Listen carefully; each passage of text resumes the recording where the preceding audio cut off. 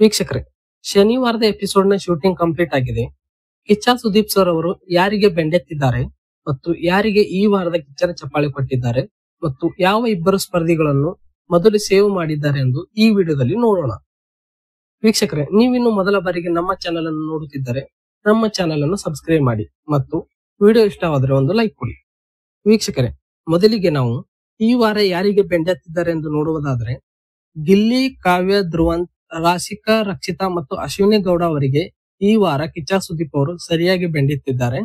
ಯಾರಿಗೆ ಯಾವ ಕಾರಣಕ್ಕೆ ಬೆಂಡೆತ್ತಿದ್ದಾರೆ ಎಂದು ನೋಡುವುದಾದ್ರೆ, ಧ್ರುವಂತ್ ಅವರಿಗೆ ತಮ್ಮ ಉತ್ತಮ ಮೆಡಲ್ ಅನ್ನು ಕ್ಯಾಪ್ಟನ್ ಅವರಿಗೆ ಮರಳಿ ಕೊಟ್ಟಿದ್ದಕ್ಕಾಗಿ ಮತ್ತು ತಾವು ಡಿಬಾರ್ ಆದಾಗ ತಮ್ಮನ್ನು ತಾವು ಡಿಪೆಂಡ್ ಮಾಡಿಕೊಂಡಿಲ್ಲ ಅಂತಾಗಿ ಅವರಿಗೆ ಕಿಚ್ಚ ಸುದೀಪ್ ಅವರು ಸರಿಯಾಗಿ ಕ್ಲಾಸ್ ತಗೊಂಡಿದ್ದಾರೆ.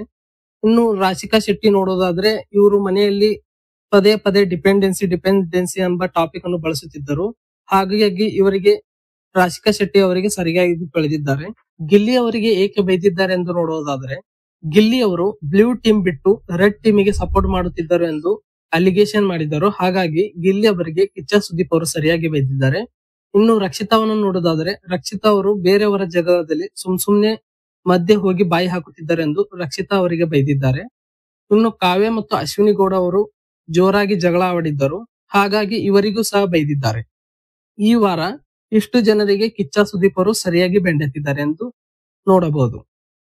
ವೀಕ್ಷಕರೇ, ಈ ವಾರದ ಕಿಚ್ಚನ ಚಪ್ಪಾಳೆ ರಘು ಅವರಿಗೆ ಕೊಟ್ಟಿದ್ದಾರೆ ಮತ್ತು ಈ ವಾರ ಸೇವ್ ಆದ ಮೊದಲ ಇಬ್ಬರು ಸ್ಪರ್ಧಿಗಳೆಂದರೆ ಧನುಷ್ ಮತ್ತು ಗಿಲ್ಲಿ ಅವರು ಈ ವಾರ ಮೊದಲು ಸೇವ್ ಆದ ಇಬ್ಬರು ಸ್ಪರ್ಧಿಗಳಾಗಿದ್ದಾರೆ.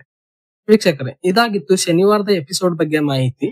ಈ ವಿಡಿಯೋ ಇಷ್ಟವಾದರೆ ಒಂದು ಲೈಕ್ ಕೊಡಿ ಮತ್ತು ರಘು ಅವರಿಗೆ ಕಿಚ್ಚನ ಚಪ್ಪಾಳೆ ಕೊಟ್ಟಿದ್ದು ಯಾರಿಗೆಲ್ಲ ಇಷ್ಟ ಆಯಿತು ಎಂದು ಕಮೆಂಟ್ ಮಾಡಿ ಮತ್ತು BBK12 ಲೈವ್ ಅಪ್ಡೇಟ್ ಗಾಗಿ ನಮ್ಮ ಚಾನೆಲ್ ಅನ್ನು ಸಬ್ಸ್ಕ್ರೈಬ್ ಮಾಡಿ. ಧನ್ಯವಾದಗಳು.